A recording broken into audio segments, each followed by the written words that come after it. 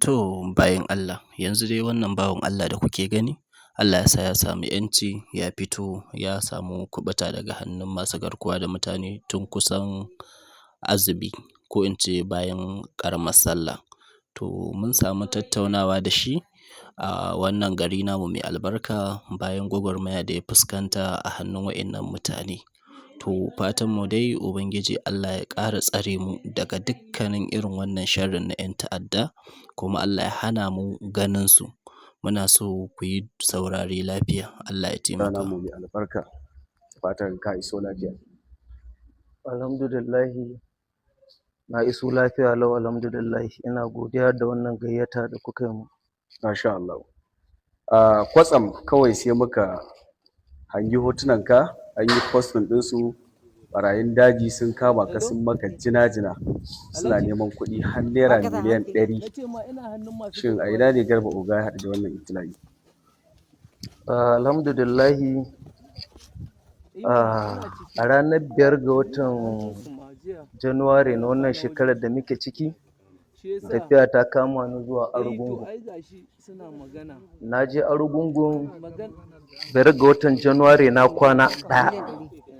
Na gama abin da zan yi, magana ce ta kuɗin aure na kai.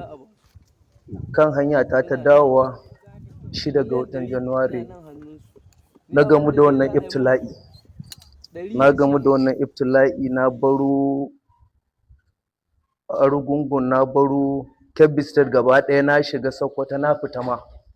Na zo cikin Zamfara, amma kafin in ƙaraso Gusau akwai wani gari Ɗan Baza, yana nan tsakanin shi da Mayanci.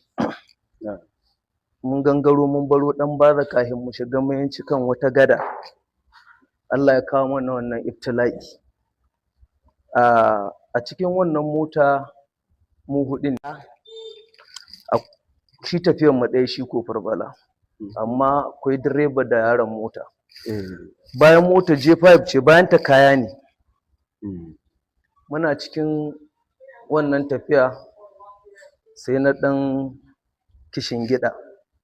Muna tafiyar da su, kowa dai ya yi tunanin bacci nake.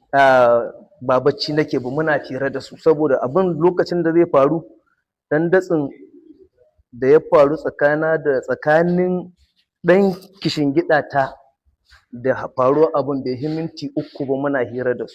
Dukkansu gaba ɗaya sun ɗauka dai ba bacci nake ba, ina ganin abin da suke gani.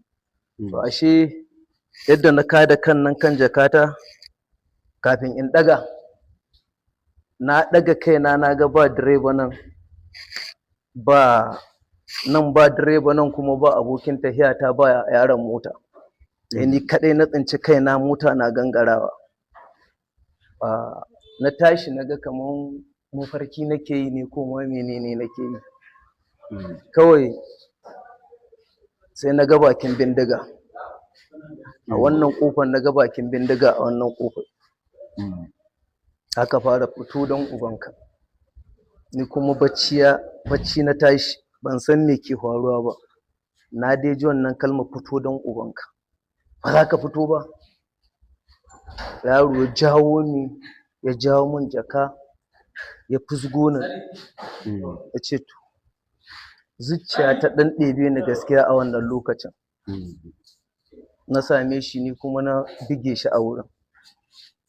Cikin 'yan ta'addan nan. Na bige ɗaya tabbas, da bindiga shi da komai ya faɗi.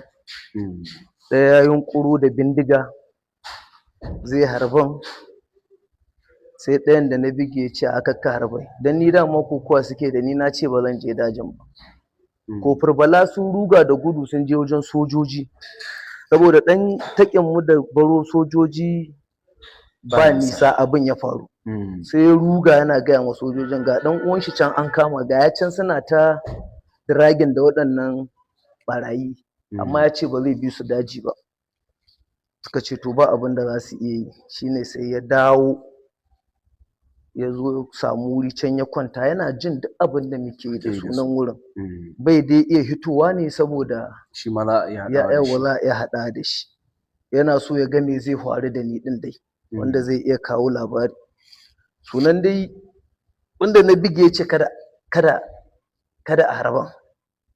ya taso muka yi ta kokowa ni kuma duk da haka harbin ma nake so su harban ko su baggawa ta nan sun ce ba za su yi min wannan harbin ba aka yi ta kokowa da ni kofar bala shaida ne yana jin duk taraliyar da muka yi da mutanen nan na ce wallahi ba zan bi su daji ba gara su kashe ni nan su baggawa ta shi dan sanda ne kenan. amma ritaya ne Okay, saboda ritaya police. wanda uwar yaron yanzu shi take aure ni kuma yaron ɗan yayana ne shi wanda kuka je neman shi wanda muka je neman auren amma yanzu ba su tare da yayana ita suna